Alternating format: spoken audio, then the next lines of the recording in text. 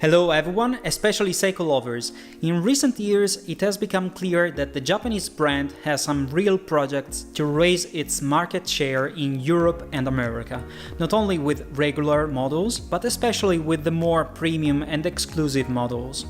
I remember, for example, that 6-7 years ago, the MarineMaster was only a JDM model, but now it is usually regarded as one of the best and most interesting divers out there. Last year, Seiko launched the 62 mass reissue, the SLA019, and they decided to sell it worldwide together with the poor 62 mass reissues.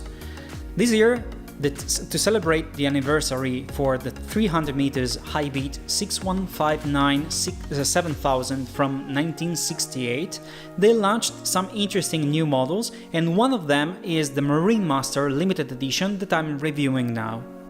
I reviewed the SPDX012 on my channel quite a long time ago. If you still haven't watched that, you should try to take a look. The SLA019 or the SPDX021 in Japan is a 1968 pieces limited edition. This number, of course, is for celebrating the first 300 meters watch with high beat movement and monocoque case, but the dial and bezel color are inspired by the ancient forest of Yakushima, a Japanese island where trees are thriving, especially for the amount of rain, and they have a very deep but strong green. In this case, we're not only talking about a new dial color for the MarineMaster, but there's also something more substantial. For the first time, we can see a sapphire crystal and a bezel with ceramic insert on the MarineMaster 300 meters. And this is basically everything it needed to become almost a perfect modern diver watch. But first things first. The box is basically the same of the first SPDX001, but with slightly different finishing. It is covered with fake leather. Yes, they improved it a little bit, but for this kind of watch in this price range, I still feel a bit disappointed. Inside the box, there's the watch, of course, and the extra silicone strap. This one looks exactly like the one installed on the SPB053. And here it comes another difference from the previous models, no more waffle strap. I'll tell you a secret, a little secret. Green isn't my favorite color by far. Actually, before getting this one, I'd never considered buying a watch with green dial, but the shade of this SLA019 is absolutely outstanding. In low light, it looks almost black, but in bright sunlight, you can easily realize that this is no regular MarineMaster. The green becomes obvious without being too flashy or out of place, and with the almost sunburst dial, you get a lot of interesting reflections. Talking about the dial, you can spot the other upgrade. LumaBright has a new composition now, which is stronger and with a better performance. It's also a little bit more greenish in daylight, and it looks much more even and smoother than it was on all previous models. So both all SPDX 001, 012 and 017. All the previous MarineMaster shared the same, let me say, feature of uneven lume with rough surface in the hour markers of the dial, and I've never experienced anything like this on any other modern watch. Hands are always the same, but the second hand is in the same golden color of the 300 meters text on the dial at 6th position. Unfortunately, something is missing at 6th position, the MarineMaster branding, which has been replaced by the Prospex logo. On the various online forums, this has usually been considered like the most controversial decision about this new diver watch from Seiko. In my opinion, this is not a very big problem if you put aside your feelings towards the glorious history of this name strongly related with the famous 300 meters diver watch. And by the way, this SLA019 is still called MarineMaster.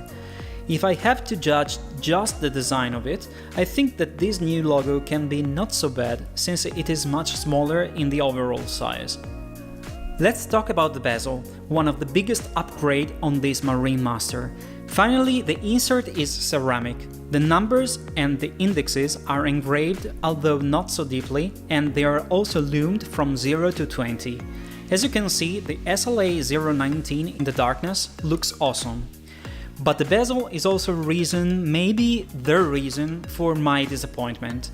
As I said, all the indexes are engraved, so also the ones filled with Lumibrite are somehow protected. The triangle at 12, though, is almost on the same level of the bezel. In addition, the Lumibrite isn't covered with any protective layer, so I'm a little bit worried about how it will become after some time.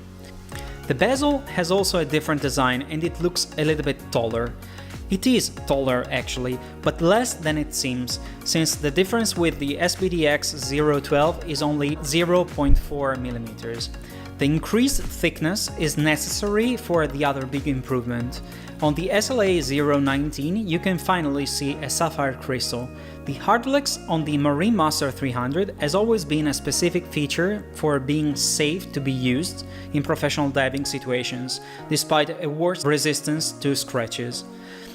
Now Seiko is changing opinion, although there were already some professional models with a sapphire crystal installed, the Tuna 1000 meters for example. The crystal on the SLA019 is somehow a bit strange. It's flat and not slightly domed like the hardlex on the previous MarineMaster 300 meters, and yet you can see easily some distortions if you're looking at it at the dial from the side. And usually this is a typical thing of domed crystals.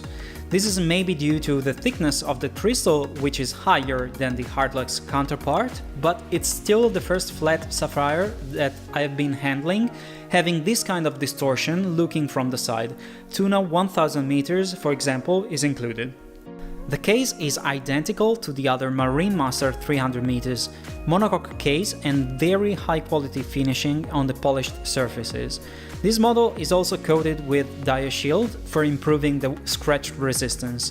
The crown is the same used on the SPDX017 with the Prospex logo, while on the caseback the limited edition number is engraved. The bracelet is basically the same as usual, comfortable and good enough, but unfortunately it's still with the pin and collars system. The clasp has been redesigned a little bit. It works and it is built exactly in the same way, but it has polished edges and I think it's made of steel instead of titanium. Here is the comparison with the SPDX012 clasp, which is titanium with DiaShield. Inside the Seiko SLA019 there is still the 8L35 movement with 50 hours power reserve and 28,800 beats per hour.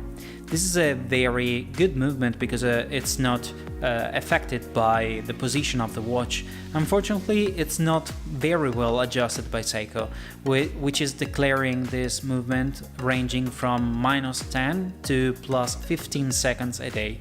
This specific model, this specific piece, is working with an average of +8, +9 seconds a day.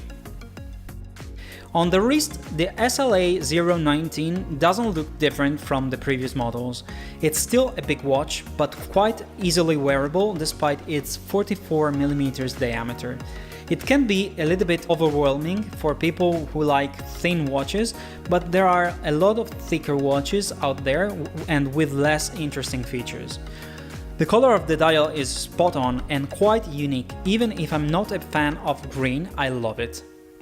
The bezel with loomed indexes is awesome, but I have some doubts, as I said previously, about the durability of the loomed triangle at 12. Overall, it's certainly a watch that all Seiko lovers, and especially MarineMasters enthusiasts, should definitely consider. I hope that you liked this video, let me know in the comments. I know it can be boring, but please subscribe to my channel, it's the only way to keep it alive and to make it grow better. If you like pictures about watches, take a look at my Instagram account, the link is down in the description.